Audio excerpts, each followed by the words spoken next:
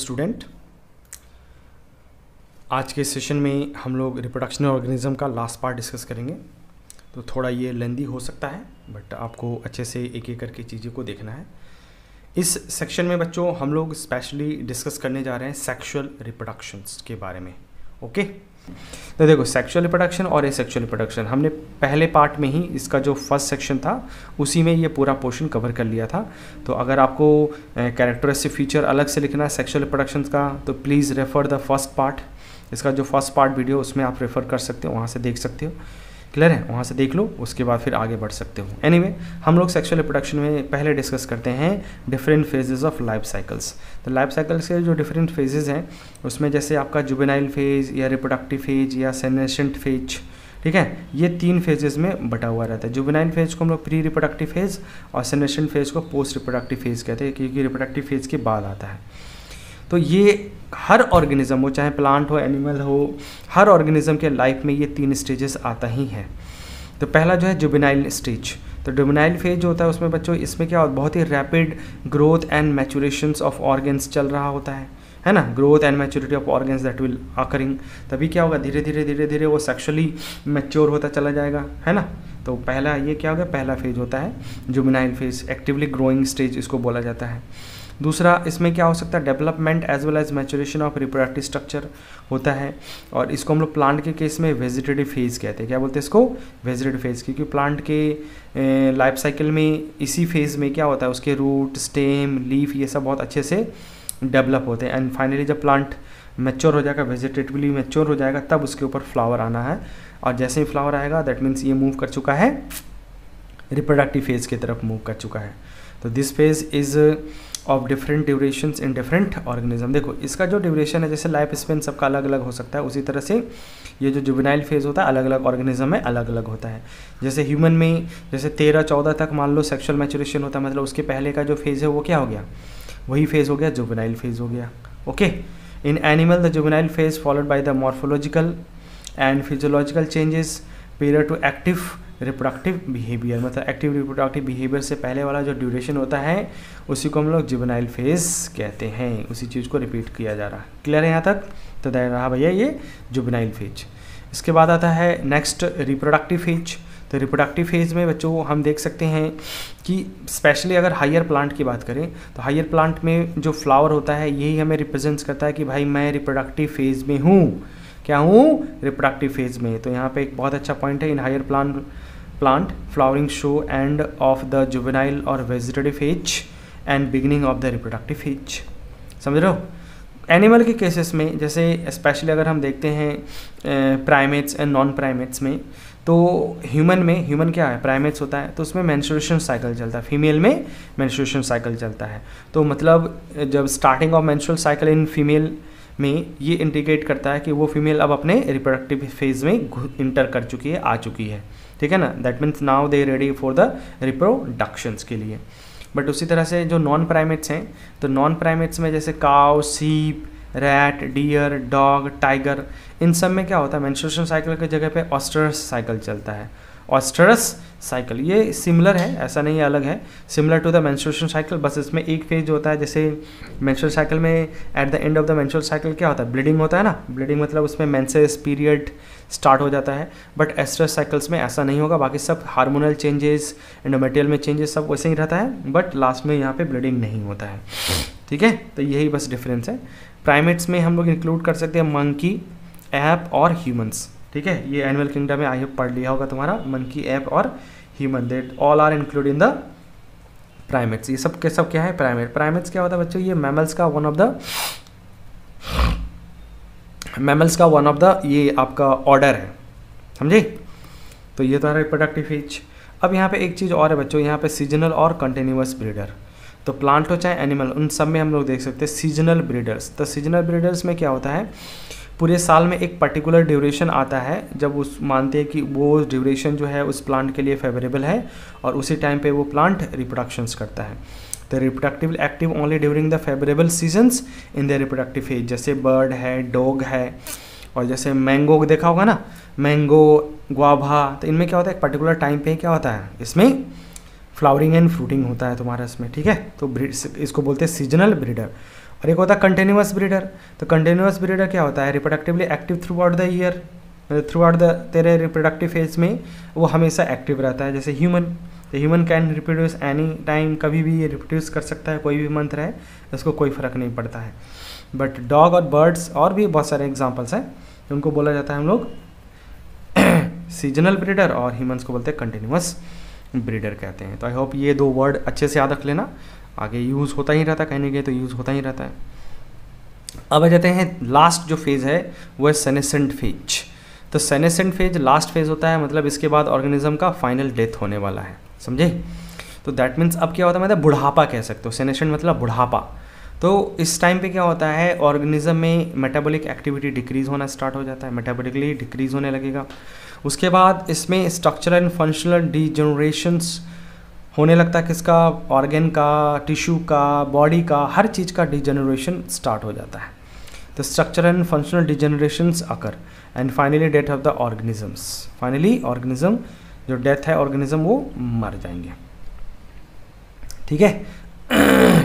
अब यहाँ एक बहुत इंपॉर्टेंट पॉइंट है बच्चों, जैसे ये जो ऑर्गेनिज्म है, प्लांट हो चाहे एनिमल हो, उनमें जो फेज ट्रांजिशन होता है उनको कंट्रोल कौन करता है।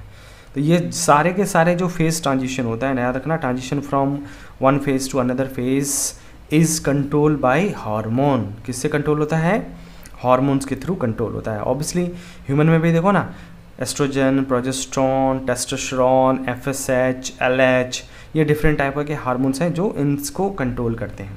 तो जब भी फेज ट्रांजिशन होता है, जैसे जुवेनाइल से रिप्रोडक्टिव एंड रिप्रोडक्टिव से सेनेसेंट फेज में, तो यहाँ पे ये डिफरेंट टाइप ऑफ हार्मोन्स ही क्या करते हैं, हेल्प करते हैं, फेज ट्रांजिशंस में हेल्प करते हैं। क्लियर है। तो ये रहा भैया सेनेसेंट फेज।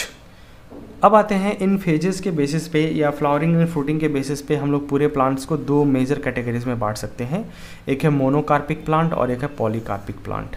तो मोनोकार्पिक एंड पॉलीकार्पिक प्लांट्स में अगर हम गौर करें तो इसका सिंपल सा मीनिंग ये निकलता है, मोनोकार्पिक का मतलब हो गया कि प्लांट में लाइफ में सिर्फ एक बार ही क्या होता है, फ्लावरिंग एंड फ्रूटिंग होता है। तो in monocarpic plant flowering and fruiting occur only once in their life. और पॉलीकार्पिक में अगर हम चलते हैं तो पॉलीकार्पिक में इसमें क्या होता है, इन पॉलीकार्पिक प्लांट में flowering and fruiting occur at regular interval. किस पे, रेगुलर इंटरवल पे होता है। और every year in particular season, मतलब हर साल एक पर्टिकुलर सीजन्स पे ये होगा ही होगा। तो हम इसको बोलते हैं पॉलीकार्पिक प्लांट्स कहते हैं, ठीक है। आई बात समझ में। तो मोनोकार्पिक मतलब लाइफ में सिर्फ एक बार फ्लावरिंग फ्रूटिंग, पॉलीकार्पिक में हर रेगुलर इंटरवल पे हर साल होता रहता है। मोनोकार्पिक प्लांट्स क्या होता है, die after the flowering and fruiting, मतलब एक बार फ्लावरिंग फ्रूटिंग हुआ, जैसे सिंपल सा एग्जांपल ले लो ना, राइस, वीट, मेज। तो इनमें क्या होता है, मेज जैसे देखा होगा या किसी भी प्लांट्स को ले ले, तो किसान उसको सीड लगाता है, फिर ग्रो करता है। तो जब वो छोटा रहता है, ग्रो कर रहा है तो वो जुवेनाइल फेज। फिर जैसे मैच्योर हुआ उसके बाद फ्लावरिंग आना स्टार्ट होता है, रिप्रोडक्टिव फेज के बाद उसमें फ्रूट रोड लग जाता है, फिर वो सूखना स्टार्ट होता है, माने ग्रीन से येलो, मतलब मेटाबॉलिक डिजेनरेशन होने लगता है, ठीक है। फिर उसके बाद फाइनली मर जाएगा। तो मतलब उस मेज के ऊपर या वीट राइस के ऊपर सिर्फ एक बार फ्लावरिंग फ्रूटिंग हुआ, उसके बाद वो मर गया, खत्म। तो ये लिखा monocarpic die after flowering and fruiting. और इसमें पॉलीकार्पिक में आ जाते हैं, तो पॉलीकार्पिक प्लांट जो होता है does not die after the flowering and fruiting, ये मरता नहीं है, does not die after the flowering and fruitings, ठीक है। इसमें क्या होता है, हर फ्लावरिंग के बाद फिर अगले साल फिर से फ्लावरिंग, फिर उसके अगले साल मतलब फर्स्ट फ्लावरिंग, फिर सेकेंड फ्लावरिंग, फिर third flowering and so on. तो अब इसमें 2 फ्लावरिंग के बीच में जो गैप होता है उसको बोलते हैं हम लोग इंटर फ्लावरिंग पीरियड या रिकवरी पीरियड। ये भी एक तरह का ग्रोथ फेज ही मान लो, एक तरह का क्या है, ग्रोथ फेज ही होता है, जिसमें प्लांट फिर से नेक्स्ट ईयर के लिए फिर से प्रिपेयर हो जाता है फ्लावरिंग के लिए, ओके। तो ये था पॉलीकार्पिक। अब इसमें एग्जाम्पल आ जाते हैं। तो यहाँ पे जितने वर्ड है सब याद रखना बच्चों। जैसे आपका मोनोकार्पिक प्लांट में ऑल एनुअल प्लांट और ऑल बाइनियल प्लांट। तो एनुअल प्लांट का मतलब जिनका लाइफ स्पेन 1 साल में ख़त्म, तो राइस, वीट, मेज। ऑल बाइनियल प्लांट जैसे रेडिस, कैरोट। तो बाइनियल प्लांट्स का मतलब होता है कि इनको अपना रिप्रोडक्टिव फेज कंप्लीट, मतलब अपना लाइफ साइकिल कंप्लीट करने के लिए कोई एक पर्टिकुलर सीजन उसको 2 बार चाहिए होता है, समझे, 2 बार चाहिए होता है तुम्हारा, मतलब 2 सीजन में मान लो कंप्लीट होता है, एक ही साल में हो सकता है बट 2 सीजन उसको चाहिए होता है, तो हम उसको बोलते हैं बाइनियल प्लांट्स कहते हैं, ठीक है। आई बात समझ में। जैसे मान लो कि मैंने किसी प्लांट को जनवरी फरवरी में लगाया, ठीक है, और फिर अगले साल फिर से जनवरी फरवरी में हम उसको फाइंड आउट काटेंगे इसमें, मतलब जनवरी में जो सीजन था फिर से दोबारा वही सीजन वापस जब आएगा तब उसका हार्वेस्टिंग होता है, मतलब वही सीजन 2 बार लग गया ना, ठीक है। जैसे विंटर था तो विंटर 2 टाइम लग गया इसमें, तो इसलिए उसको बोलते हैं बाइनियर। लेकिन देखो ओवरऑल देखा जाता है 1 साल में ही पूरा लाइफ स्पेन कंप्लीट हो रहा है, ठीक है। इसके अलावा कुछ पर्टिकुलरली एग्जांपल्स हैं, जैसे बैम्बो है, तो बैम्बो वैसे तो पेरिनियल प्लांट है लेकिन होता है क्या है, ये मोनोकार्पिक प्लांट होता है, ठीक है। और बैम्बो में स्पेशलिटी ये है कि उसके लाइफ पे सिर्फ एक ही बार फ्लावरिंग होता है और वो भी 50 से 100 साल के बाद होता है, मतलब 50 से 100 साल के बीच में कभी भी हो सकता है, ठीक है। अब आ जाते हैं तेरा पॉलीकार्पिक। तो पॉलीकार्पिक में पेरिनियल प्लांट इंक्लूड करते हैं, Apple, mango, orange, guava, whatever जो भी तुम देखते हो, तो उसमें हर साल में तो एक पर्टिकुलर सीजन में क्या होता है, फ्लावरिंग होता रहता है, तो ये हो गया आपका पेरिनियल प्लांट हो गया, है ना। जैसे आम देखा ना, हर साल आता है, एक पर्टिकुलर टाइम पे ही आता है, तो ये मैंगो प्लांट हो गया तुम्हारा पॉलीकार्पिक हो जाता है, ठीक है। अब यहाँ एक बहुत इंपॉर्टेंट पॉइंट बच्चों, यहाँ पर ध्यान रखना कि अगर हम पूछें कि मोनोकार्पिक और पॉलीकार्पिक प्लांट में, इसमें जो हमारा जो फेजेस था, जुवेनाइल से रिप्रोडक्टिव से सेनेसेंट फेज, ये सबसे आसानी से किस में दिखता है, तो ऑब्वियसली बच्चों इसमें आप कहोगे annual and perennial plant, biennial plant जो होता है that is monocarpic plant show the clear cut vegetative, reproductive and senescent phase, vegetative phase, reproductive phase and senescent phase. But perennial plant में जो पॉलीकार्पिक प्लांट होता है it is very difficult to clearly define these phases, इसमें हमें define करने में थोड़ा सा प्रॉब्लम है, तो ये क्लियर कट डिफाइन नहीं होता है, समझ में आया। तो यहाँ पे थोड़ा सा प्रॉब्लम हो सकता है आपका, इसको भी याद रखना आप लोग, ठीक है।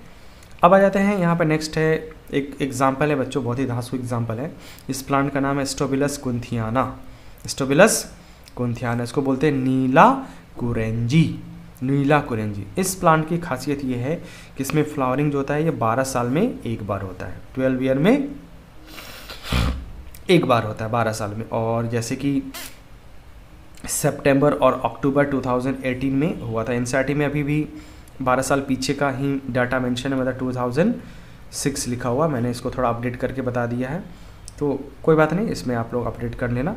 2018 में हुआ था, समझे। और ये बेसिकली ये प्लांट जो है कहाँ मिलता है, hilly area of Kerala, Karnataka, Tamil Nadu, ये 3 स्टेट हैं वहाँ पे मिलता है। और इसी के वजह से बच्चों वो जो एरिया है ना, नीलगिरी के नाम से जाना जाता है, नीलगिरी सुना होगा पहाड़, तो वो नीलगिरी इसी के नाम से जाना जाता है। तो ये तीनों स्टेट में इक्वली इसमें डिस्ट्रीब्यूटेड है, और इसमें जो फ्लावर होता है ब्लू कलर का होता है, इसलिए नीला कलर, नीला कुरेंजी ब्लू कलर का होता है। हाँ, एक बात यहाँ पे गौर करना कि स्टोबिलस कुंथियाना जो होता है बच्चों ये मोनोकार्पिक प्लांट होता है, मोनोकार्पिक प्लांट होता है, इसमें भी लाइफ में सिर्फ एक ही बार फ्लावरिंग एंड फ्रूटिंग होता है, ओके। तो ये तो रहा हमारा फेजेस ऑफ रिप्रोडक्टिव साइकिल्स के लिए। अब आ जाते हैं नेक्स्ट है इवेंट इन सेक्सुअल रिप्रोडक्शंस। तो हम लोग सेक्सुअल रिप्रोडक्शंस के पूरे इवेंट्स को बच्चों हम लोग क्या कर सकते हैं, 3 फेजेस में बांट के पढ़ सकते हैं। पहला है प्री फर्टिलाइजेशन फेज, दूसरा है फर्टिलाइजेशन फेज, और तीसरा है पोस्ट फर्टिलाइजेशन फेज या event, whatever you can say. Pre fertilization में हमें गैमेटोजेनेसिस और गैमेट ट्रांसफ़र पढ़ना है। फर्टिलाइजेशन में सिनगेमी, और पोस्ट फर्टिलाइजेशन में 2 इवेंट होता है, एक तो होता है तुम्हारा जाइगोट फॉर्मेशन और एक होता है एम्ब्रियोजेनेसिस, ठीक है। तो इसी को हम लोग 1 बाय 1 करके पढ़ते हैं, एक एक करके, ठीक है, ठीक है। प्री फर्टिलाइजेशन इवेंट्स में बच्चों हम लोग पहले देखते हैं गैमेटोजेनेसिस को देखते हैं, ठीक है, फिर उसके बाद हम लोग आगे दूसरे इवेंट्स। तो गैमेटो प्री फर्टिलाइजेशन में 2 घटनाएं हम लोग को यहाँ पे मेंशन किया गया है। कौन सा घटना है, एक है आपका गैमेटोजेनेसिस और दूसरा है गैमेट ट्रांसफर। तो पहले हम लोग स्टार्ट करते हैं गैमेटोजेनेसिस से, ठीक है, पहले गैमेटोजेनेसिस से करते हैं। तो अब गैमेटोजेनेसिस क्या होता है, तो सिंपल एक प्रोसेस है बच्चों जिसमें गैमेट फॉर्म होता है। तो प्रोसेस ऑफ क्या बोलेंगे इसको, प्रोसेस ऑफ गैमेट फॉर्मेशंस, ठीक है, प्रोसेस ऑफ गैमेट फॉर्मेशन। और इसमें 2 तरह के गैमेट बनते हैं, male gamete and female gamete बोलते हैं इसको, ठीक है। मेल गैमेट को बोलते हैं स्पर्म और फीमेल गैमेट को बोलते हैं एग, या आप चाहे तो इसको ओवम भी कह सकते हो, ओके। प्लांट के किसी स्पर्म्स को एंथ्रोजोवाइड भी कहते हैं। इस तरह से बहुत सारे अलग अलग नाम मिल जाएंगे हम लोग को, ठीक है। एनीवे, अब यहाँ पे जो मेल गैमेट होता है वो हैप्लॉइड होता है। तो बच्चों, दो यूनिवर्सल ट्रूथ आप एकदम दिमाग में रखो, कहीं पे भी अप्लाई कर सकते हैं। यूनिवर्सल ट्रूथ मतलब कहीं पे भी एप्लीकेबल है। नंबर 1, दुनिया में किसी भी ऑर्गेनिज्म का गैमेट जो होता है वो होता है हैप्लॉइड। क्या होता है? हैप्लॉइड। और दुनिया में किसी भी ऑर्गेनिज्म का जो जाइगोट होता है वो होता है डिप्लॉइड। जाइगोट ऑलवेज डिप्लॉइड और गैमेट ऑलवेज हैप्लॉइड होता है, ठीक है। एकदम फिक्स है, इसमें कोई दो राय नहीं है, कोई चीज़ नहीं इसमें। तो जनरली इसमें गैमेट क्या होगा, तुम्हारा हैप्लॉइड होगा, ताकि तभी तो ये क्या होगा, फर्टिलाइज होकर जाइगोट जो है वो डिप्लॉइड स्ट्रक्चर में फॉर्म करता है। अब गैमेट किस तरह का बनता है, मॉर्फोलॉजिकली सिमिलर, डिफरेंट क्या होता है, उसके बेसिस पे यहाँ पे दो कैटेगरीज है। एक है आइसोगैमेट्स और एक है, इसी को बोलते हैं हेट्रोगैमेटिक्स भी कहते हैं, या सॉरी होमोगैमेट्स भी कहते हैं। तो आइसोगैमेट्स या होमोगैमेट्स एक, और दूसरा होता है हेट्रोगैमेट्स और एनाइसोगैमेट्स। तो आइसोगैमेट्स का मतलब इसमें जो गैमेट्स होते हैं वो morphologically as well as physiologically क्या होते हैं, सिमिलर होते हैं। लेकिन एनाइसोगैमस कंडीशन जो होता है, एनाइसोगैमस कंडीशंस, इसमें gametes morphologically and physiologically different होते हैं, अलग अलग होते हैं, ठीक है ना। इनका जो शेप, साइज या फ्लेजला है या नहीं है, वो सब चीज़ें बिल्कुल अलग अलग रहेगा। जैसे स्पर्म पे फ्लेजला है तो एग पे नहीं है, तो मॉर्फोलॉजिकली क्या हो गए, वो डिफरेंट हो गए, डिस्टिंक्ट हो गए, ठीक है। और इसी में मेल गैमेट्स को हमने पहले बोला था ना, क्या बोलते हैं, एंथ्रोजोइट या स्पर्म्स, और फीमेल गैमेट्स को हम लोग बोलते हैं एग या ओवम कहते हैं, ठीक है। एनाइसोगैमेटिक कंडीशन में एक ऊगैमस कंडीशन भी होता है। तो ऊगैमस कंडीशन भी बच्चों आपको हेट्रोगैमेटिक कंडीशंस में काउंट कर सकते हो। और ये सब चीज़ें आपको प्लांट किंगडम में थोड़ा ज़्यादा डिटेल में पढ़ाया जाता है, प्रोटिस्टा और स्टेस्टा में भी बताया जाता है, तो उसको भी देख लेना। एनीवे, ठीक है। अब आ जाओ यहाँ पे एग्जाम्पल देखते हैं कि किस किस ऑर्गेनिज्म में आइसोगैमेटिक कंडीशंस हम लोग को मिल सकता है। तो जैसे क्लेडोफोरा है, क्लेमाइडोमोनास्क है, इलोथ्रिक्स है, राइजोपस है, सिनसाइट्रियम्स है। तो ये शुरू के जो 3 हैं बच्चों, ये सब के सब क्या हैं, एल्गी हैं। और ये लास्ट के जो 2 हैं ये क्या हैं, आपके फंगस ग्रुप के मेंबर है, फंजाई हैं, राइजोपस और सिनसाइट्रियम्स। क्लेडोफोरा ग्रीन अलगा, क्लेडोमाइनस ग्रीन अलगा, इलोथ्रिक्स ये भी ग्रीन अलगा होता है, ओके। तो इनमें ये कुछ खास एग्जाम्पल है, इनको याद रखना क्योंकि इन एग्जाम्पल से क्वेश्चंस आते हैं।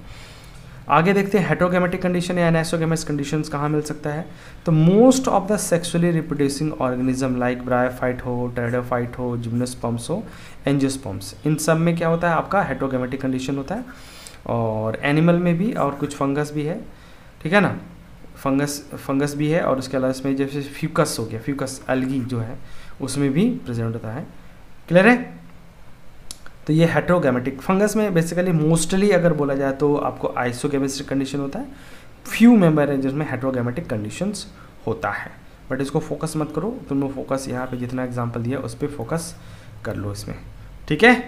तो याद रखना यहाँ पे आपका जो मोस्टली सेक्सुअली रिप्रोड्यूसिंग ऑर्गेनिज्म है जैसे bryophyte, pteridophyte, gymnosperm, angiosperm, animal, इन सब में क्या होता है, हेट्रोगैमेटिक कंडीशन होता है। कैसा होता है, हेट्रोगैमेटिक कंडीशन होता है, एनाइसोगैमस कंडीशंस होता है, ठीक है। चलो आगे बढ़ते हैं।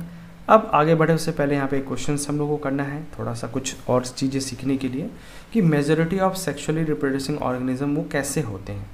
तो सेक्सुअली रिप्रोड्यूसिंग ऑर्गेनिज्म जो बच्चे ध्यान में रखना, इसमें क्या हो सकता है, ये हेटेरोगैमेटिक कंडीशंस होते हैं। क्योंकि हेटेरोगैमेटिक कंडीशंस में 2 आता है, एक्चुअली में वहाँ पे एनाइसोगैमस कंडीशन लिखा था, एनाइसोगैमस, उसी तरह से एक ऊगैमस कंडीशन, ऊगैमस कंडीशन होता है। एनाइसोगैमस कंडीशन और ऊगैमस कंडीशंस होता है, इसको भी ध्यान रखना। तो हेटेरोगैमेट्स में ये चीज़ें हम लोग को खास करके दिखता है, ओके। आई बात समझ में? चलो तो आंसर हो गया, इसमें 3rd आंसर हो जाएगा। आगे बढ़ते हैं। अब एक क्वेश्चन यहाँ पे आता है कि भाई जो गैमेट फॉर्म्ड होता है उसके लिए किस तरह का डिवीज़न ज़रूरी है। तो cell division during the gamete formation, अब वो माइटोसिस होगा या मियोसिस होगा, है ना। तो ये डिपेंड करेगा बच्चों की ऑर्गेनिज्म कैसा है। और हमने पहले ही बोला था कि गैमेट्स ऑलवेज क्या होता है, ऑलवेज हैप्लॉइड होता है। हैप्लॉइड का मतलब तो पता ही है ना, सेल बायोलॉजी में अलग अलग जगह पे पढ़ा होगा, इसमें ओनली 1 सेट ऑफ क्रोमोसोम होता है, ठीक है। अब अगर मान लो गैमेट हमें पहले से पता है हैप्लॉइड है, तो अब हमें क्या करना है, हैप्लॉइड गैमेट बनाना है। तो अगर मान लो पेरेंट्स ऑलरेडी क्या है, ऑलरेडी हैप्लॉइड है, तो अगर पेरेंट ऑलरेडी हैप्लॉइड है तो मियोसिस करने की ज़रूरत नहीं, हमें क्या काम चल जाएगा, माइटोसिस। तो माइटोसिस भी हो सकता है, बट अगर मान लो पेरेंट डिप्लॉइड सेल्स है तब उसमें हमें क्या करना पड़ेगा, मियोसिस करना पड़ेगा। मतलब गैमेट फॉर्मेशंस के लिए जो सेल डिवीज़न है वो माइटोसिस भी हो सकता है और मियोसिस भी हो सकता है। ठीक है, मोस्ट केसेस में, मोस्ट ऑफ द केसेस में हमें मियोसिस ही मिलता है, क्योंकि मैक्सिमम ऑर्गेनिज्म जो है मिलेंगे हम लोग को डिप्लॉइड कंडीशंस वाले मिलते हैं। ठीक है, अब यहाँ पे एग्जांपल भी याद कर लो। तो एग्जांपल्स में बच्चों यहाँ पे जैसे माइटोसिस किन किन ऑर्गेनिज्म में हो सकता है, तो जो पेरेंट्स हैप्लॉइड हैं, तो जैसे कि एल्गी, फंजाई, ब्रायोफाइट, इन सब में क्या होता है, पेरेंट्स हमेशा क्या होता है, हैप्लॉइड होता है, तो इनमें माइटोसिस ही होगा गैमेट बनाने के लिए। और अगर हम देखते हैं ब्रायोफाइट, टेडोफाइट, जिम्नोस्पर्म्स, ठीक है ना, एंजियोस्पर्म्स और animals, most of the animal, इन सब में क्या होगा, हम लोग को मिलेगा आपका डिप्लॉयड होता है, तो दैट मीन्स इसमें क्या होगा, मियोसिस होता है गैमेट बनाने के लिए, दैट इज मियोसिस होगा तेरा इसमें। ठीक है, टेरिडोफाइट भी लिख लेना इसमें, टेरिडोफाइट्स, इसको भी आप लोग लिख लेना इसमें, तो सही है आपके लिए। ठीक है, कोई प्रॉब्लम नहीं होगा यहाँ पे। Chromosome number in meiocyte and gamete, ये बच्चों आपके एनसीईआरटी में एक चार्ट बना हुआ, टेबल बना हुआ है, तो आई होप कि आप इसको याद कर लेना। स्पेशली यहाँ पे जैसे देखो हम लोगों को बहुत सारा चीज़ मिल तो जाएगा, जैसे यहाँ पे क्या क्या हो सकता है, तो एनसीईआरटी में देखो ये वाला पेज निकाल लो, यहाँ पे लिखा हुआ देख, chromosome number in meiocyte and gametes haploid on off organism. ठीक है ना, तो यहाँ पे सबका दिया हुआ है, ऐसे देख मत सोचो कि फिल इन द ब्लैंक्स है। जैसे देखो एक तो ह्यूमंस का सबको याद ही होता है कि 23 पेयर होता है एंड 46 टोटल क्रोमोसोम होता है। तो गैमेट में हैप्लॉइड नंबर ऑफ क्रोमोसोम होगा, क्या होगा, haploid number of chromosome, that is only 23 chromosome होता है। हाउस फ्लाई हो गया, रैट, डॉग, सब में। एक ऑनियन का स्पेशली तुम्हें ध्यान में रखना बच्चों कि गैमेट में 8 और इसमें कितना हो जाएगा, फिर 16 हो जाएगा, है ना, डबल डबल करके। राइस, मेज, बहुत सारे इसमें आएंगे आगे, तो आप लोग इन सबको एक एक करके याद कर लेना, क्योंकि देखो एनसीईआरटी में दिया है ना, तो डायरेक्ट पूछा जा सकता है। ठीक है ना, और फ्यूग्लॉसस एक फॉर्न है, उसमें देख रहे हैं बहुत ज़्यादा होता है, 630 गैमेट में होता है, तो तुम्हारा 6 6 12 और 3 3 6 1260 क्रोमोसोम होगा, 1260 क्रोमोसोम होता है, डिप्लॉयड कंडीशंस में होता है। तो इस तरह से सब याद कर जाना तुम लोग इसको। ठीक है, चलो आगे बढ़ते हैं हम लोग यहाँ पे। अब गैमेट ट्रांसफ़र हो, गैमेट बने, उससे पहले कुछ टर्म्स हैं, जैसे यूनिसेक्सुअल, बाइसेक्सुअल, मोनोसियस, डायोसियस, इन सब टर्म्स को हम लोग थोड़ा सा सीखते हैं कि क्या होता है तुम्हारा एग्जैक्टली क्या होता है, उन सारे टर्म्स को सीखते हैं। तो सेक्सुअलिटी ऑफ ऑर्गेनिज्म में अगर हम देखते हैं, तो यहाँ पे सेक्सुअलिटी ऑफ ऑर्गेनिज्म में बच्चों है बाइसेक्सुअल या हार्मापोडाइट्स। तो बाइसेक्सुअल मतलब mail and female reproductive structure जो है ये प्रेजेंट होता है सेम प्लांट्स पे। Mail and female reproductive structures कहाँ पे, सेम एक ही प्लांट्स के ऊपर प्रेजेंट होता है, तो हम उस तरह के प्लांट्स को कहते हैं, या उस तरह के फ्लावर को हम कहेंगे बाइसेक्सुअल फ्लावर या हार्मापोडाइट फ्लावर्स कहते हैं। जैसे कि चाइना रोज, स्वीट पोटैटो, इन 2 एग्जांपल्स में याद रखना। और भी है बहुत सारे एग्जांपल, एक्चुअली मैं एनसीईआरटी में मेंशन किया इसलिए मैंने ये एग्जांपल लिया है। यूनिसेक्सुअल, तो यूनिसेक्सुअल में आइदर मेल और फीमेल दोनों में से कोई एक ही स्ट्रक्चर एक फ्लावर पे प्रेजेंट होता है। दैट मीन्स ऐसे भी कह सकते हैं कि mail and female reproductive structure present on the different plants के ऊपर प्रेजेंट होता है। जैसे अगर मान लो कि स्टैमेन है, मतलब मेल पार्ट है, तो मेल फ्लावर या स्टेमिनेटेड फ्लावर कहते हैं। और अगर मान लो कि गाइनोशियम है, दैट इज़ कार्पल है, तो हम इसको क्या कहेंगे, फीमेल फ्लावर या पिस्टिलेटेड फ्लावर कहते हैं। तो स्टैमिनेटेड एंड पिस्टिलेटेड फ्लावर, क्योंकि ये स्टामेन और कार्पल या पिस्टल्स ये 2 मेजर पार्ट हैं फ्लावर में जो सेक्सेस को रिप्रेजेंट करते हैं, मेल और फीमेल सेक्सेस को रिप्रेजेंट करते हैं। तो इसी से हम क्या करते हैं, आइडेंटिफाई कर सकते हैं कि कौन सा फ्लावर है। ठीक है, मोनोसियस भी कहते हैं। तो बेसिकली जैसे बाइसेक्सुअल कंडीशंस और both male and female flower present on the same body, मतलब मान लो कि ये एक प्लांट बॉडी है, अब इस पे एक फ्लावर है जो कि बाइसेक्सुअल है तब भी, या मान लो एक ऐसे प्लांट बॉडी है और इस पे एक साइड में फीमेल फ्लावर और एक साइड में मेल फ्लावर है, तब भी मतलब मेल एंड फीमेल पार्ट एक ही प्लांट्स के ऊपर है, तो हम इसको कहते हैं होमोथैलिक, एंड इसी को हम लोग कहते हैं मोनोसियस कहते हैं। जैसे एग्जाम्पल में कुकुरबिटा है, कुकुरबिट्स, कोकोनट, एक्लाइफा एंड कारा एंड पाइनस। पाइनस जिम्नोस्पर्म है, कारा बाकी सब प्लांट किंगडम के कैटेगरीज में आता है। जैसे ये एनसीईआरटी में डायग्राम दे रखा कारा का, तो कारा का एक लीव्स को अगर हम जूम करके देखते हैं बच्चों, तो हमें इसमें उगोनियम और एंथेरिडियम हमें दिखता है, उगोनियम एंड एंथेरिडियम। तो इस उगोनियम का एक और नाम है, इसको हम लोग बोलते हैं, इसको बोला जाता है न्यूक्ली, NUCULE, न्यूक्ली, ठीक है। और एंथेरिडियम जो होता है इसको हम लोग बोलते हैं ग्लोब्यूल। क्या बोलते हैं इसको हम लोग? ग्लोब्यूल। न्यूक्लियो एंड ग्लोब्यूल्स भी बोला जाता है। वैसे तो पता ही होगा कि ओगेनियम फीमेल सेक्स ऑर्गन्स और एंथेरिडियम मेल सेक्स ऑर्गन्स होता है, ठीक है। तो male sex organ female sex organs एक ही प्लांट बॉडी पे है, दैट मीन्स ये क्या हो गया? मोनोसियस हो गया कारा। उसी तरह से पाइनस है, कोकोनट है, कुकुरबिट है, इन सब में भी इसी तरह से देखने को मिलता है। तो अब यहाँ पे एक क्वेश्चन है, इसको करके हम लोग थोड़ा सा जस्ट ये कंफर्म करें कि सही पढ़ा कि नहीं। तो Chara possess the sex organ above the node, या फिर इसमें multicellular jacketed sex organs structure, इसमें ग्लोब्यूल एंड न्यूक्लियोल बोला जाता है। तो ये बेसिकली ये दोनों स्ट्रक्चर क्या है? दोनों कारा पे प्रेजेंट होते हैं। तो इसमें जो सेक्स ऑर्गन्स होता है ना, ये सेक्स ऑर्गन ध्यान रखना, ये मल्टी सेलुलर एंड जैकेटेड है। ये एक बहुत ही स्पेशल पॉइंट है बच्चों। क्यों स्पेशल पॉइंट है? तो बेसिकली जो कारा है ना, ये एक तरह का ग्रीन अलगी है, ठीक है ना, एल्गी है। और ग्रीन एल्गी का जो सेक्स ऑर्गन होता है, ये पढ़ा होगा तुम लोगों ने प्लांट किंगडम में, ये यूनिसेलुलर होता है, यूनि, और नॉन जैकेटेड होता है, नॉन जैकेटेड। बट कारा इस ग्रीन एल्गी का एक्सेप्शन है।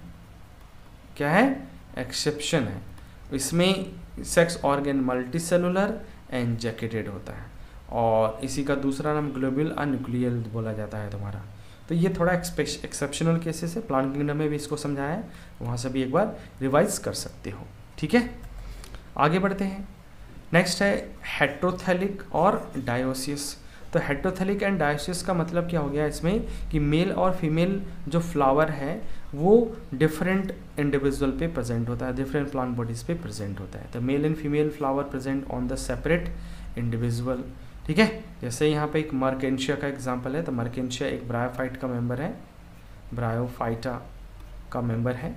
और इसमें देखो फीमेल थैलाइज एंड मेल थैलाई अलग अलग होता है। तो जो फीमेल थैला है उसमें आर्चिगोनियोफोर, और जो मेल थैला है उसके ऊपर एंथेरिडियोफोर इस तरह से प्रेजेंट होता है, एंथेरिडियोफोर इस तरह से प्रेजेंट होता है, समझे। तो इसको ध्यान में रखना। और इसी पे आर्चिगोनियम और एंथेरिडियम होता है। तो मेल और फीमेल सेक्स ऑर्गन अलग अलग प्लांट बॉडी पे बनता है, इसलिए इसको हेट्रोथैलाइक कंडीशंस कहते हैं।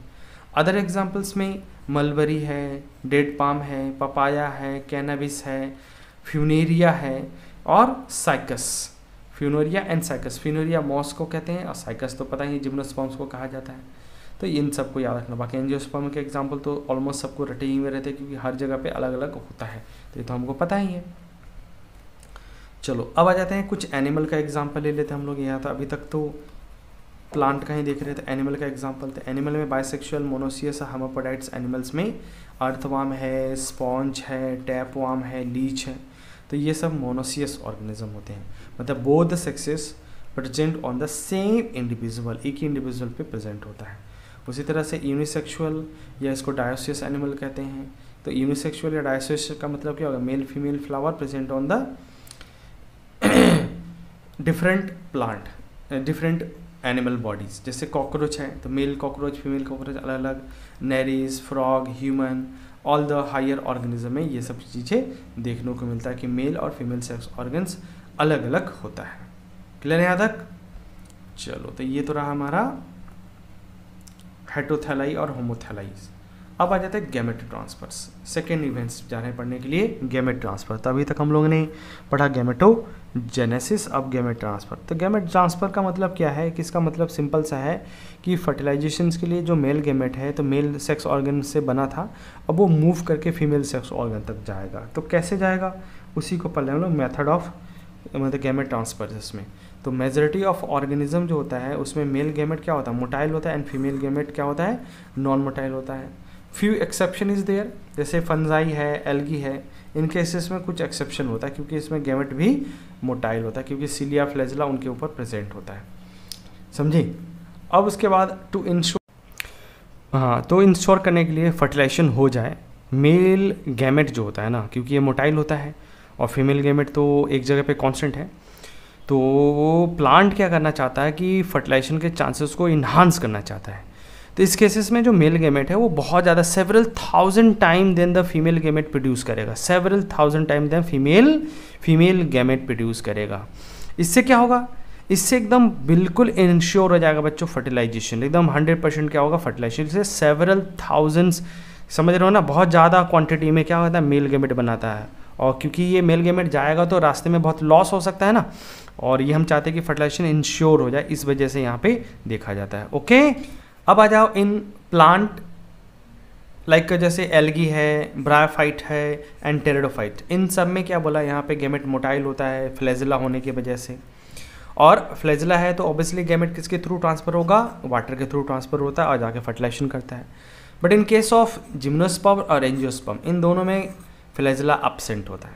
अब फ्लैजिला एब्सेंट है तो गैमेट खुद से तो नहीं जाने वाला है, तो गैमेट कैसे जाएगा, तो सबसे पहले तो क्या होता है कि जो male gametophyte and male gametophyte है वो दैट इज़ पॉलन ग्रेन, उसका पॉलिनेशन होता है और पॉलिनेट होके फीमेल पार्ट तक जाता है, दैट इज स्टिग्मा तक जाएगा।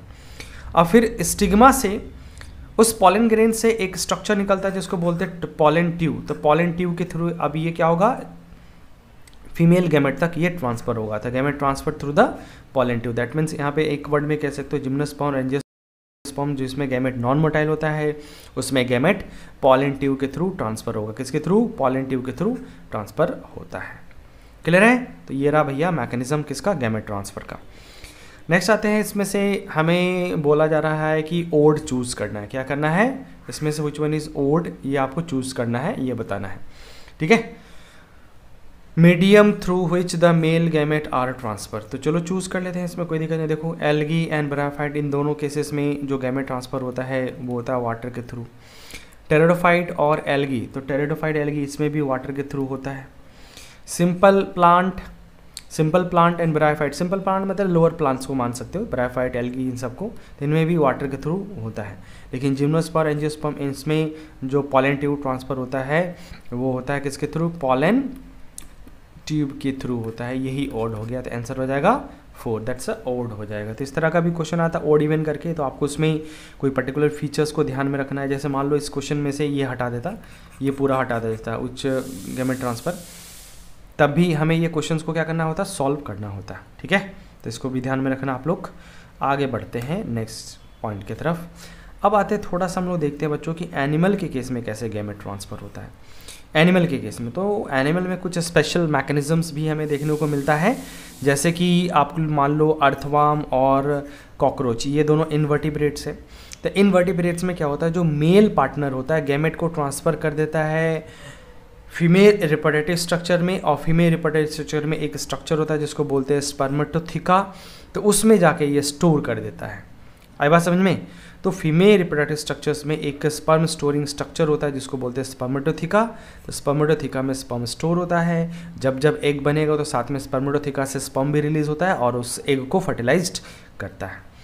इन केस ऑफ लोअर वर्टिब्रेट्स जैसे फिश और एम्फीबियंस, इन दोनों में जो गैमेट होता है वो मेल गैमेट हो या फीमेल गैमेट हो, दोनों तरह के गैमेट्स क्या होते हैं, ये दोनों एक साथ वाटर में रिलीज होते हैं और फर्टिलाइजेशन होता है कहाँ पे, वाटर में ही हो जाता है। तो gamete release into the water. उसके बाद हायर वर्टिब्रेट्स आते हैं जैसे रेप्टाइल्स है, बर्ड्स है, मैमल्स है। तो इनमें बच्चों एक स्पेशल कॉपुलेटरी ऑर्गन होता है, सेक्स ऑर्गन्स अलग है, ये कॉपुलेटरी ऑर्गन्स है। तो कॉपुलेटरी ऑर्गन्स के हेल्प से जो मेल पार्टनर है that can transfer gamete into the female reproductive tract, ठीक है, फीमेल रिप्रोडक्टिव ट्रैक्ट में इसको डिपॉजिट करता है, दैट इज इंसेमिनेशन इसको कहते हैं। क्या बोलते हैं हम लोग इसको? इंसेमिनेशंस करता है, डिपोजिशन ऑफ मेल गैमेट या मेल जो गैमेट रिलीज होता है सीमेन के फॉर्म में, उसको डिपॉजिट करने को ही बोलते हैं इंसेमिनेशंस कहते हैं। तो यहाँ पे सिंपल भाषा में कहें तो क्या होगा? Gamete are transfer by the male into the female into the body of female through the copulatory organ. Copulatory organ मतलब जैसे मेल के पास कॉपुलेटरी ऑर्गन होता है पेनिस, तो पेनिस के थ्रू ये ट्रांसफर करेगा। क्लियर है? तो एनिमल में भी कुछ स्पेशल चीज़ें हम लोग को देखने को मिला। अब आ जाते हैं आगे, हम लोग देखते हैं फर्टिलाइजेशंस। अभी तक हम लोगों ने प्री फर्टिलाइजेशन इवेंट्स डिस्कस किया है, अब आ जाते हैं फर्टिलाइजेशंस। तो फर्टिलाइजेशन सिंपल एक प्रोसेस होता है जिसमें दोनों गैमेट क्या होता है, फ्यूज़ होकर जाइगोट फॉर्म करता है। दोनों गैमेट का मतलब दोनों अपोजिट गैमेट, सेम नहीं, अपोजिट गैमेट, ठीक है। तो fusion of male and female gamete result in the formation of diploid zygote. This process known as syngamy. क्या बोलेंगे इसको हम लोग? इस प्रोसेस को हम लोग सिनगैमी कहते हैं। कोई दिक्कत यहाँ तक? अब आ जाओ, जो फर्टिलाइजेशन है दो तरह का होता है बच्चों, एक्सटर्नल फर्टिलाइजेशन और इंटरनल फर्टिलाइजेशंस। तो इसका जो सबसे मेन थीम है वो ध्यान में रखना कि एक्सटर्नल फर्टिलाइजेशन जो होता है ये आउटसाइड द बॉडी होता है, बट अगर हम देखते हैं कि तुम्हारा इंटरनल फर्टिलाइजेशन तो that's present that occur inside the body. कहाँ होता है? Inside the body. That means external fertilization कहाँ होगा? इनसाइड द बॉडी, और इंटरनल फर्टिलाइजेशन होगा inside the body. Outside the body और इनसाइड द बॉडी, इससे से हम तुम अंदाजा लगा सकते हैं कि एक्सटर्नल फर्टिलाइजेशन है या इंटरनल फर्टिलाइजेशन है, ठीक है। दूसरा इसमें देखना बच्चों कि जब एक्सटर्नल फर्टिलाइजेशन होता है तो इसमें जो गैमेट बनता है वो लार्ज नंबर में बनता है, और लार्ज नंबर में बनने का पर्पस तो देखा ही कि इंश्योर करना फर्टिलाइजेशन को। बट इंटरनल फर्टिलाइजेशन में इसमें सिर्फ मेल गैमेट ही लार्ज क्वांटिटी में बनता है देन द फीमेल गैमेट, क्योंकि फीमेल गैमेट तो नॉन मोटाइल होता है, उसको एक जगह पे रहना है। मेल गैमेट को जाना है तो जाते समय रास्ते में बहुत सारा लॉस होगा, इसलिए मेल गैमेट ज्यादा बनाता है। अब एक और चीज है कि इंटरनल फर्टिलाइजेशन में बोथ गैमेट क्या होता है, एक ही समय पे वाटर में रिलीज होता है, but in case of internal fertilization जो आपका मेल गैमेट है ओनली वही रिलीज होता है, मेल गैमेट सिर्फ रिलीज होगा, फीमेल गैमेट नहीं, ठीक है। तो ये आपका इंटरनल स्ट्रक्चर ये सब हो गया। अब आ जाते हैं इसके एग्जांपल्स पे बच्चों। तो एग्जांपल में एक्सटर्नल फर्टिलाइजेशन में most of the algae, few fungi, ठीक है ना, फ्रॉग, एनिमल के केसेस में अर्थवर्म, ये सब एनिमल के केसेस में हम इनको भी कंसिडर कर सकते हैं कि इनमें एक्सटर्नल फर्टिलाइजेशन होता है। वैसे तो बहुत सारे एग्जांपल्स हैं, बट ये कुछ खास एग्जांपल जो आपके एनसीईआरटी बुक में इस चैप्टर में दिया वो ले लिया। इंटरनल फर्टिलाइजेशन में अगर हम देखें बच्चों तो अब यहाँ पे एग्जांपल के तौर पे हम ले सकते हैं, किनको ले सकते हैं? हम ले सकते हैं all bryophyte, pteridophyte, gymnosperm, angiosperms, reptiles, birds, mammals and insects को भी हम लोग कंसिडर कर सकते हैं, जिनके अंदर ये आपका इंटरनल फर्टिलाइजेशन होता है। तो ज्यादातर केसेस में देखोगे तो हायर प्लांट और हायर एनिमल है, उनके केसेस में इंटरनल फर्टिलाइजेशन होता है, और एनिमल स्पेशली उनमें क्या होता है, कॉपुलेटरी ऑर्गन बना होगा तभी तो ये हो रहा है ना। तो ये एग्जांपल को ध्यान में रखना आप लोग। क्लियर है यहाँ तक? चलो, तो all bryophyte, pteridophyte, gymnosperm, angiosperm मतलब जितने भी प्लांट किंगडम है उसमें हायर प्लांट प्लस एनिमल में जाते हैं, तो रेप्टाइल, बर्ड्स, मैमल्स और इंसेक्ट में इसमें इंटरनल फर्टिलाइजेशन होता है, ठीक है। तो देखो इंटरनल फर्टिलाइजेशन में अगर मान लो एनिमल होता है तो वो एग देने वाले होंगे या तो बच्चा देने वाले होते हैं, मैंने ओविपेरस या विविपेरस। तो ओविपेरस और विविपेरस में ज़्यादा चांसेस होता है कि फर्टिलाइजेशन इंटरनल होता है, ठीक है, ताकि जो एग जो रिलीज होता है वो फर्टिलाइज्ड एग होता है, मतलब उसके अंदर एम्ब्रियो डेवलपमेंट सीधा स्टार्ट हो जाता है। ओके, तो ये था फर्टिलाइजेशंस। नेक्स्ट एक क्वेश्चन है बच्चों, यहाँ पे देख सकते हो आप लोग, यहाँ पे पूछा जा रहा है कि आपका Which of the following feature is universal in all the sexual reproducing organism? बहुत बढ़िया क्वेश्चन है बच्चों। ऐसा कौन सा फीचर है दुनिया में हर ऑर्गेनिज्म में जो सेक्सुअली रिप्रोड्यूस करे वो उसमें होना ही है, समझे, होना ही है। Embryo formation, gametic meiosis, zygote formation या पॉलन ट्रांसफर, जिसमें आंसर है बच्चों जाइगोटिक फॉर्मेशन, जाइगोट फॉर्मेशन। देखो एम्ब्रियो बच्चा बिना फर्टिलाइजेशन का भी सीधा एम्ब्रियो बन सकता है, जैसे पार्थेनोजेनेसिस में देखा होगा, हनी बी के केसेस में तो एम्ब्रियो तो बनता है ना, फिर लार्वल स्टेज में आता है। और गैमेटिक मियोसिस हो रहा है तो कोई ज़रूरी तो नहीं है कि फर्टिलाइजेशन हो जाए, बट अगर हमें सेक्सुअल रिप्रोडक्शन को डिफाइन करना है तो मैंने बोला था कि gamete formation plus gametic fusion compulsory है। गैमेट बने ना बने अलग बात है, लेकिन गैमेटिक फ्यूजन कंपलसरी, तो यही आंसर हो जाएगा थर्ड। क्लियर है? चलो लास्ट स्टेज में हम लोग पहुंच चुके हैं अब इस सेशन के, जिसमें हम लोग पढ़ने जा रहे हैं पोस्ट फर्टिलाइजेशन इवेंट्स। तो पोस्ट फर्टिलाइजेशन इवेंट्स में दो ही घटनाएं घटती है बच्चों, एक तो जाइगोट बना और दूसरा एम्ब्रियोजेनेसिस। तो जाइगोट जो है एक वाइटल लिंक होता है किसके किसके बीच में, vital link between the parent and progeny parent and progeny के बीच का एक वाइटल, क्योंकि देखो पेरेंट्स के जो गैमेट होते हैं फ्यूज होकर जाइगोट बनाता है, और जो जाइगोट है वही फर्दर डिवाइड करके मल्टीसेलुलर स्ट्रक्चर जब बनाता है तो उसी को हम बोलते हैं प्रोजेनी, मतलब वही बच्चा हुआ। तो इस हिसाब से जाइगोट एक क्या हो गया, वाइटल कनेक्टिव लिंक हो गया पेरेंट और प्रोजेनी का। डिप्लॉयड स्ट्रक्चर होता है, सिंगल सेल होता है, और कभी कभी ये रेस्टिंग स्टेज में भी रहता है, मतलब कुछ देर के बाद ये मल्टीप्लाई करना स्टार्ट करता है। ठीक है, नेक्स्ट आते हैं एम्ब्रियोजेनेसिस। तो जाइगोट से एम्ब्रियो फॉर्मेशन के प्रोसेस को कहते हैं एम्ब्रियोजेनेसिस। और इस एम्ब्रियोजेनेसिस प्रोसेस में बच्चों मतलब ये यूनिसेलुलर स्ट्रक्चर है, यूनिसेलुलर स्ट्रक्चर है, और एम्ब्रियो जो होता है वो एक तरह का क्या है आपका मल्टी सेलुलर स्ट्रक्चर है, मल्टी सेलुलर। तो ऑब्वियस सी बात है अगर यूनिसेलुलर से कोई मल्टी सेलुलर स्ट्रक्चर हो रहा है तो उसमें रैपिडली सेल डिवीज़न तो होना ही होगा। साथ में अलग अलग तरह के जर्म लेयर बनते हैं, टिश्यू बनते हैं, ऑर्गन बनते हैं, तो मतलब सेल में डिफरेंशिएशन भी चल रहा होता है। तो दैट मीन्स यहाँ पे आउटकम क्या निकला है, आउटकम ये है बच्चों कि आपका एम्ब्रियोजेनेसिस प्रोसेस में आपका दो इवेंट फ्रीक्वेंटली होता है, एक तो सेल डिवीज़न और दूसरा सेल डिफरेंशिएशन, बहुत फ्रीक्वेंटली चलता रहता है। तभी ये एक cell structure zygote multicellular structure में कन्वर्ट हो जाता है, चेंज हो जाता है। अब आ जाओ इसमें जो एम्ब्रियो है present in all bryophyte, pteridophyte, gymnosperms और एंजियोस्पर्म्स, जितने भी ये प्लांट है उन सब में एम्ब्रियो प्रेजेंट होता है, तो इनको एक साथ हम एम्ब्रियोफाइट कहते हैं। लेकिन एक प्लांट ग्रुप ऐसा है बच्चों जिसमें एम्ब्रियो नहीं होता है और वो है एल्गी। तो एल्गी में एम्ब्रियो अब्सेंट होता है, इसलिए एन एम्ब्रियोफाइट कहते हैं, इनको क्या बोलते हैं एन एम्ब्रियोफाइट। बाकी अदर प्लांट ग्रुप को हम बोलते हैं एम्ब्रियोफाइट्स कहते हैं। ठीक है, तो ये था पोस्ट फर्टिलाइजेशन इवेंट जिसमें जाइगोट अल्टीमेटली एम्ब्रियो में चेंज हो जाता है, और जैसे एम्ब्रियो बनेगा एम्ब्रियो मैच्योर होगा, फीटस कहेंगे ह्यूमन के केसेस में, फिर उसका पार्चुरेशन होता है तो उसको न्यूबॉर्न कहते हैं, फिर वही डेवलप होके फिर से जुवेनाइल स्टेज में आएगा, फिर रिप्रोडक्टिव स्टेज में आएगा, फिर उसका डेथ हो जाएगा। ऐसे ये प्रोसेस सारा चलता रहता है। ठीक है, चलो आगे चलते हैं। तो एक छोटा सा टॉपिक और है बच्चों जो कि आपके एनसीईआरटी में नहीं है, यहाँ पे दिया नहीं है, लेकिन फिर भी मैं आपको एक्स्ट्रा बता देना चाहता हूँ, पार्थेनोजेनेसिस। पार्थेनोजेनेसिस एक प्रोसेस होता है बच्चों जिसमें गैमेट बना लेकिन गैमेटिक फ्यूजन नहीं होता, और डायरेक्ट वो क्या होता है एम्ब्रियो में बना लेगा या ऑर्गेनिज्म में डेवलप हो जाता है। तो पार्थेनोजेनेसिस क्या होता है, एक रिप्रोडक्टिव स्ट्रेटजी होता है that involve a development of female gamete.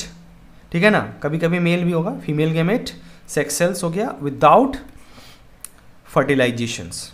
ठीक है ना, एक स्पेशल रिप्रोडक्टिव स्ट्रेटजी है जिसमें आपका क्या होता है, इसमें जो फीमेल गैमेट होता है वो ऑर्गेनिज्म में डेवलप होगा विदाउट फर्टिलाइजेशंस। समझ में आ रहा, तो एक स्पेशल रिप्रोडक्टिव स्ट्रेटजी है ना।